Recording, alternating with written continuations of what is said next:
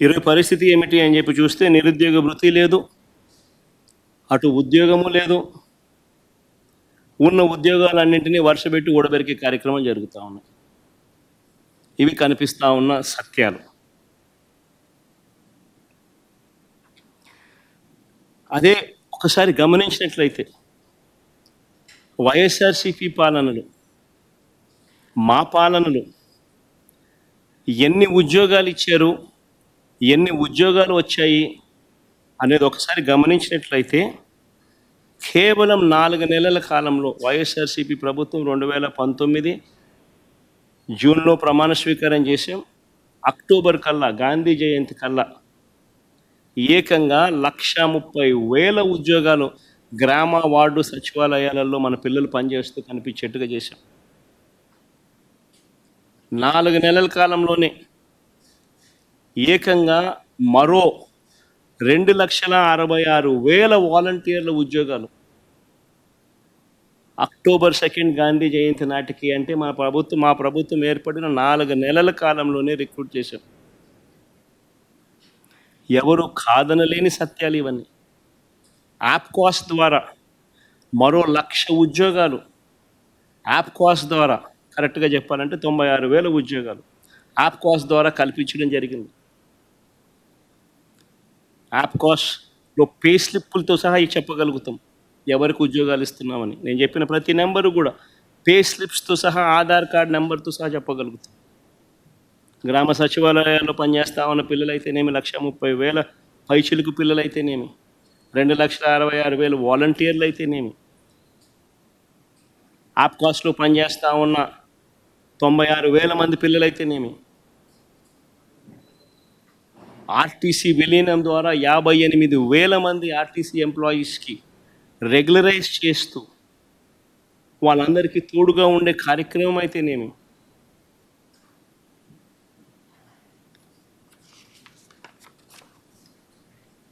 ఇవి కాక మిగిలిన కాంట్రాక్టు, మిగిలిన గవర్నమెంట్ ఉద్యోగాలన్నీ కూడా లెక్కేసుకుంటే అక్షరాల 5 సంవత్సరాల కాలంలో వైఎస్ఆర్సీపీ ప్రభుత్వ హయాంలో వివిధ సెక్టార్లలో గవర్నమెంట్ ఉద్యోగాలు అని అంటే గవర్నమెంట్ ఉద్యోగాలు, అవుట్సోర్సింగ్, కాంట్రాక్టు అన్ని గవర్నమెంట్ పరానికి సంబంధించినవి 6,31,310 మందిని వైఎస్ఆర్సీపీ హయాంలో ఉద్యోగాలు ఇచ్చారు. అదేవిధంగా లార్జ్ అండ్ మెగా సెక్టార్లో వీళ్ళు ఇచ్చిన సోషో ఎకనామిక్ సర్వే రిపోర్ట్లు మొట్టమొదట బడ్జెట్ ప్రవేశపెట్టేటప్పుడు, ఇది మా సోషో ఎకనామిక్ సర్వే రిపోర్ట్ కాదు, వీళ్ళ గవర్నమెంట్ వచ్చిన తర్వాత వీళ్ళ మొట్టమొదటి బడ్జెట్తో పాటు 2023-24 సంబంధించి వీళ్ళు ప్రవేశపెట్టిన సోషో ఎకనామిక్ సర్వే, మేము చేసినది కాదు సోషో ఎకనామిక్ సర్వే, వీళ్ళు ప్రవేశపెట్టిన సోషో ఎకనామిక్ సర్వే. వీళ్ళ ప్రకారమే లార్జ్ అండ్ మెగా ఇండస్ట్రీస్లో 102,000 ఉద్యోగాలు ఇవ్వడం జరిగింది. ఎంఎస్ఎంఈ సెక్టార్లో ఈ వైఎస్ఆర్సీపీ హయాంలో 2019 నుంచి 2024 మధ్యలో ఏకంగా 32,79,970 ఉద్యోగాలు ఇచ్చారు. 32,79,770 ఉద్యోగాలు ఎంఎస్ఎంఈ సెక్టార్లో ఆ 5 సంవత్సరాల్లో ఇవ్వడం జరిగింది. మొత్తంగా వైఎస్ఆర్సీపీ 5 సంవత్సరాల పాలనలో అటు గవర్నమెంట్ ఉద్యోగాలు అయితేనేమి, లార్జ్ అండ్ మెగా ఇండస్ట్రీస్లో అయితేనేమి, ఎంఎస్ఎంఈ సెక్టార్స్లో అయితేనేమి, మొత్తానికి ఆ 5 సంవత్సరాలలో 40 లక్షల పైచిలకు ఉద్యోగాలు ఇచ్చినట్టుగా ఆధార్ కార్డ్ నెంబర్లతో సహా చెప్పగలిగే పరిస్థితిలో ఉంది. సోషో ఎకనామిక్ సర్వేలో నేను చూపించే సోషో ఎకనామిక్ సర్వే మా ప్రభుత్వంలో మేము చేసినది కాదు. చంద్రబాబు నాయుడు అధికారంలోకి వచ్చినాక తాను మొట్టమొదటి బడ్జెట్ ప్రవేశపెట్టేటప్పుడు తాను రిలీజ్ చేసిన సోషో ఎకనామిక్ సర్వే, తన హయాంలో రిలీజ్ చేసిన సోషో ఎకనామిక్ సర్వే.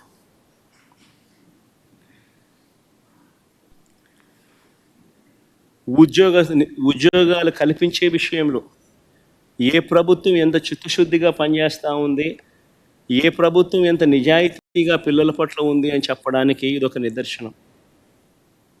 వీళ్ళు ఒకవైపున ఉద్యోగాలు క్రియేట్ చేయకపోగా మరోవైపున పారిశ్రామికవేత్తలను బెదరగొట్టి పంపిస్తూ ఉన్నారు. కడపలో స్టీల్ ఫ్యాక్టరీ పెట్టడానికి ముందుకు వచ్చిన సజ్జన్ జిందాల్ని బెదరగొట్టి పంపించాడు. అరబిందో సంస్థను వీళ్ళే బెదిరించి పంపించేసే కార్యక్రమం చేస్తూ ఉన్నారు. వీళ్ళ హయాంలో పారిశ్రామికవేత్తలు ముందుకు వచ్చి పరిశ్రమలు పెట్టడానికి భయపడే పరిస్థితులకి రాష్ట్రాన్ని తయారు చేశారు. మరోవైపున చూస్తే ఉద్యోగాలు ఒకవైపున రాకపోగా మరోవైపున నిరుద్యోగులకు ఇవ్వాల్సిన నిరుద్యోగ భృతి 3,000 రూపాయలు ప్రతి నెల ఇస్తానన్నాడు. ప్రతి నిరుద్యోగికి ఈరోజు ఈ 2 బడ్జెట్ల పుణ్యాన ఏకంగా నేరుడు సంవత్సరం 36,000 రూపాయలు, ఈ సంవత్సరం మరో 36,000 రూపాయలు, 72,000 రూపాయలు ప్రతి నిరుద్యోగికి బాకీ పడ్డాడు. ఎగరగొట్టాడు, ఎగనామం పెట్టాడు. ఇంకొక హామీ చూద్దాం. ఎన్నికల వేళ ఈ పెద్ద మనిషి చంద్రబాబు నాయుడు అన్న ఇంకొక హామీ, 18 సంవత్సరాల నుంచి 59 సంవత్సరాల మధ్యలో ఉన్న ప్రతి మహిళకు 18 to 60 లోపు ఉన్న ప్రతి మహిళకు 18 సంవత్సరాల నుంచి 60 ఏళ్ళ దాకా ప్రతి మహిళకు నెలకు 1,500 రూపాయలు, అంటే సంవత్సరానికి 18,000 ఇస్తానన్నాడు. ప్రతి ఇంటికి నీకు 18,000, నీకు 18,000, నీకు 18,000 అని చెప్పాడు. ఇంటికి వెళ్ళి ప్రచారం చేస్తూ ఆడబిడ్డ నిధి అని చెప్పి ఒక పేరు కూడా, బ్రహ్మాండమైన పేరు కూడా పెట్టాడు. నేను అడుగుతా ఉన్నాను, ఇప్పుడు ఓటర్ లిస్ట్ మన కళ్ళ ఎదుటే ఉంది. మొన్ననే ఓటింగ్ అయిపోయింది. 2,07,00,000 మంది మహిళా ఓటర్లు ఓటు వేశారు అని చెప్పి మన కళ్ళ ఎదుటే కనిపిస్తూ ఉంది. ఆధార్ కార్డ్ నెంబర్లతో సహా డీటెయిల్స్ అన్నీ మన కళ్ళ ఎదుటే కనిపిస్తూ ఉన్నాయి. ఓటర్ లిస్టులు ఎలాగో ఉన్నాయి. వీళ్ళంతా 18 సంవత్సరాలు నిండిన వయసు వాళ్ళే, అందుకనే వీళ్ళంతా ఓటర్లు అయ్యారు. మరి 2,07,00,000 మంది ఓటర్లలో 60 ఏళ్ళు పైచిలకు నిండిన వాళ్ళను తీసేస్తే 1,80,00,000 మంది మిగులుతారు దాదాపుగా. మరి 1,80,00,000 మందికి సంవత్సరానికి 18,000 రూపాయలు చొప్పున కేటాయింపులు చేస్తే 32,400 కోట్ల రూపాయలు కేటాయింపులు చేయాలి. నేరుడు బడ్జెట్లో కేటాయింపులు 0.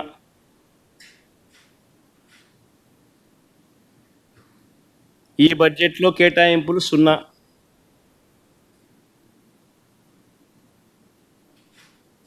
అంటే ప్రతి మహిళకు చంద్రబాబు నాయుడు పుణ్యాన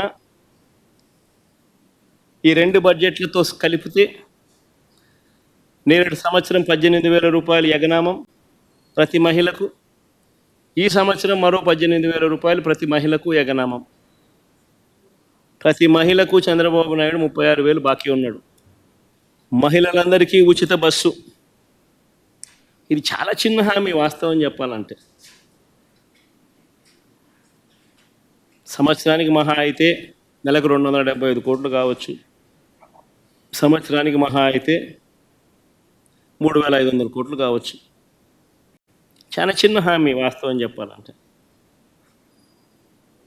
ఎన్నికల మేనిఫెస్టోలో ఇది హామీ పెట్టాడు. ఫస్ట్ ఇయర్ అయిపోయింది, ఎగరగొట్టేశాడు.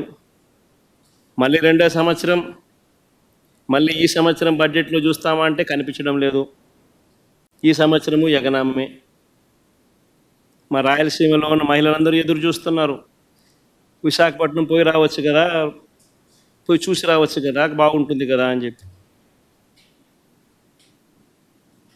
కర్నూలు, విజయనగరము, శ్రీకాకుళము, ప్రకాశము, అనంతపురం, నెల్లూరు, వీళ్ళంతా మహిళలు ఎదురు చూస్తున్నారు. విజయవాడ, గుంటూరుకు పొద్దున పోయి సాయంత్రం రావచ్చు కదా, చూసి రావచ్చు కదా, అమరావతి కడుతున్నాడు కదా, ఎలా ఉందో చూసి రావచ్చు కదా అని చెప్పి. ఉచిత బస్సు పెడితే ఉచితంగా ప్రయాణం చేసి రావచ్చు కదా, ఎక్కడికి పడితే అక్కడికి పోవచ్చు కదా, విహారయాత్రలకు పోవచ్చు కదా, చూసి రావచ్చు కదా, విశాఖపట్నం దగ్గర నుంచి, విజయవాడ దగ్గర నుంచి, గుంటూరు దగ్గర నుంచి అందరూ చూసి రావచ్చు కదా అని చెప్పి అందరూ ఎదురు చూస్తూ ఉన్నారు. కానీ ఈ పెద్ద మనిషి ఏమో ఇటువంటి చిన్న హామీని కూడా నెరవేర్చడంలో మాత్రం ఈ చంద్రబాబు నాయుడు అనే వ్యక్తి తన నైజాన్ని చూపిస్తూ ఉన్నాడు. నేరేడు సంవత్సరం 3,500 కోట్లు, ఇదే మహిళలకు బకాయిలు ఎగరగొట్టాడు, ఎగనామం పెట్టాడు. మళ్ళీ ఈ సంవత్సరం మరో 3,500 కోట్లు.